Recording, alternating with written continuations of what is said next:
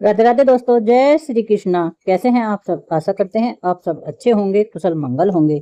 आज मैं आपके लिए लेकर आई हूँ हरिशयनी एकादशी व्रत कथा, जिसको हम पद्मा एकादशी के नाम से भी जानते हैं। चलिएगा प्रारंभ करते हैं एकादशी व्रत कथा। ओम नमो भगवते वासुदेवाय।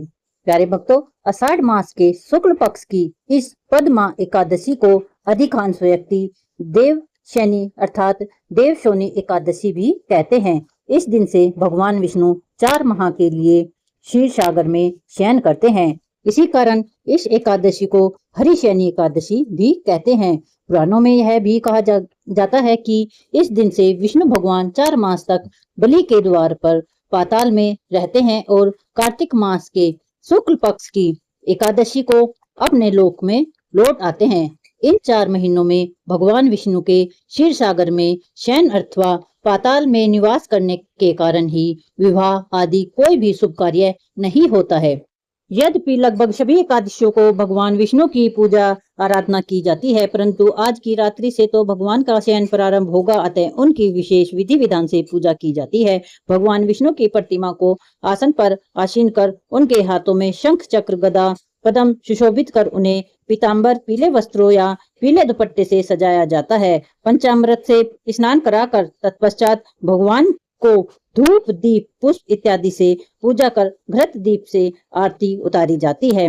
भगवान को तांबुल पान और पुंगी फल अर्थात सुपारी अर्पित करने के बाद उनकी स्तुति की जाती है। धर्मराज युधिष्ठिर ने श्री कृष्ण से पूछा, हे जनार्दन, आषाढ़ शुक्ल एकादशी का क्या नाम है? इस व्रत के करने की विधि क्या है और किस देवता का पूजन किया जाता है? श्री कृष्ण कहने लगे, हे युधिष्ठिर, एक समय नारद जी ने ब्रह्मा जी से यही प्रश्न किया था। तब ब्रह्मा जी ने उत्तर दिया कि हे नारद, तुमने कलियुगी जीवों के उद्धार हेतु अति उत्तम प्रश्न किया है, क्योंकि एकादशी व्रत सब व्रतों में श्रेष्ठ है। इस व्रत से समस्त पाप नष्ट हो जाते हैं और जो व्यक्ति इस व्रत को नहीं करते वे नरकगामी होते हैं। सभी एकादशियों के व्रत श्रेष्ठ हैं और उनके करने से भगवान विष्णु प्रसन्न होते हैं, परंतु उन सब में भी आषाढ़ मास के शुक्ल पक्ष की यह एकादशी तो सबसे अधिक पुण्य प्रदान करने वाली है। पद्मा नामक इस एकादशी से संबंधित पुराणों में वर्णित एक कथा मैं तुमसे कहता हूँ। हे नारद, तुम ध्यान पूर्वक इस कथा को सुनो। सतयुग में मानधाता नाम का एक सूर्यवंशी राजा था, जो सत्यवादी और महान प्रतापी था। वह प्रजा का पुत्र की तरह पालन किया करता था।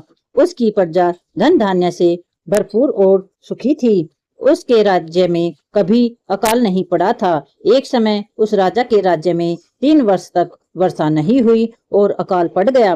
प्रजा अन्न की कमी के कारण अत्यंत कष्ट पाने लगी और अन्न के अभाव के कारण यज्ञ आदि भी बंद हो गए।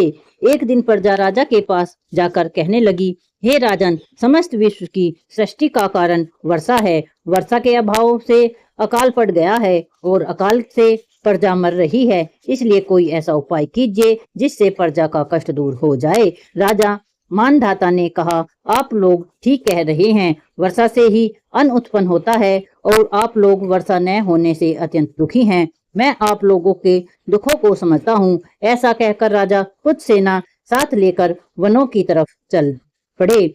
वह अनेक ऋषियों के आश्रम में भ्रमण करता हुआ अंत में ब्रह्मा जी के पुत्र अंगिरा ऋषि के आश्रम में पहुंचा। वहां राजा ने घोड़े से उतरकर अंगिरा ऋषि को प्रणाम किया। मुनि ने राजा को आशीर्वाद देकर कुशल मंगल जानने के पश्चात उससे आश्रम में आने का कारण पूछा। राजा ने हाथ जोड़कर विनती भाव से पूछा, भगवान, सब प्रकार से धर्म का पालन करने पर भी मेरे राज्य में अकाल पड़ गया है। इससे प्रजा अत्यंत दुखी है। राजा के पापों से ही प्रजा को कष्ट मिलता है, ऐसा शास्त्रों में लिखा है। जब मैं धर्मानुसार राज्य करता हूँ तो मेरे राज्य में अकाल कैसे पड़ गया है? मैं आपसे इसी संदेह का निवारण करने के लिए आया हूँ। कृपया करके मेरे संदेह का निवारण कीजिए और साथ ही प्रजा के कष्ट को दूर करने का कोई उपाय भी बताइए। राजा की ये बातें सुनकर महर्षि अंगिरा ने कहा, हे राजन, यह सतयुग सब युगों में उत्तम है। इसमें धर्म के 4 चरण उपस्थित हैं, अर्थात इस युग में धर्म की सबसे अधिक उन्नति है। लोग ब्रह्मा की उपासना करते हैं और ब्राह्मणों को ही अकेले वेद पढ़ने तथा तप करने का अधिकार है। परंतु आपके राज्य में एक शूद्र तपस्या कर रहा है। इसी दोष के कारण आपके राज्य में वर्षा नहीं हो रही है। इसलिए यदि आप प्रजा का भला चाहते हैं तो उस शूद्र का वध कर दो। राजा ने